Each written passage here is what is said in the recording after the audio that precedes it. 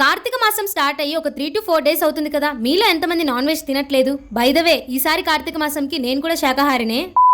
Hello guys, welcome back. మీరు కనుక మన ఛానల్ ఫస్ట్ టైం చూస్తున్నట్లయితే అలా లైక్ అండ్ సబ్స్క్రైబ్ చేసుకోవచ్చు కదా ప్లీజ్. ఇంటికి తాళం వేసి ఇంటి బయట నిలబడుకొని మనం వ్లాగ్ తీస్తున్నామంటే మళ్ళీ ట్రిప్ కి వెళ్తున్నాము. ఎక్కడికి వెళ్తున్నాము ఏంటి అనేది తెలుసుకోవాలంటే వీడియోని ఫుల్ గా వాచ్ చేయండి, నాతో పాటు వచ్చేయండి. కార్తీక మాసం స్టార్ట్ అయినప్పటి నుండి మా అమ్మ అర్లీగా లేచి ఇంటి బయట కూడా దీపాలు పెడుతుంది. ఈ రోజు నాగుల చవితి, అలాగే మనం బయటికి వెళ్తున్నాం కాబట్టి నేను కూడా కొంచెం అర్లీగానే లేచాను. ఇంకా ప్రశాంతంగా పూజ చేసుకుని స్టార్ట్ అయ్యాము. ప్రతిసారి లాగే మేము వెళ్ళేటప్పుడు ముందుగా గ్రామ దేవతలకి చెప్పి బయలుదేరాము. నాగుల చవితి రోజు పుట్టలో పాలు పోస్తే చాలా మంచిదంట. మనం ఎలాగో మన ఊర్లో లేము, కటపుటాలమ్మ దగ్గర రైట్ సైడ్ లో నాగదేవత ఉంటుంది, అక్కడ పుట్టలో పాలు పోసాం మేము. బాబోయ్, జనం మామూలుగా లేరు అసలు. ఈ టెంపుల్ లో ఇంతమంది జనం ఉండడం నేను ఇదే ఫస్ట్ టైం చూస్తున్నాను. బయట అంతమంది జనం ఉన్నారంటే లోపల కూడా అంతే ఉంటారు కదా. కానీ మాకు మాత్రం దర్శనం చాలా బాగా జరిగింది. ఇక్కడ జాతర జరిగే సమయంలో ఈ కప్పేసిన మట్టిని తీసేసి అమ్మవారికి బలివాల్సినవన్నీ అక్కడ బలిచ్చి తర్వాత మళ్ళీ మట్టిని అలాగే కప్పేస్తారు. మళ్ళీ జాతర సమయంలో ఆ కప్పేసిన మట్టిని ఓపెన్ చేసి చూస్తే అక్కడ ఎముకలు, రక్తం ఇవేవి కనిపించారు.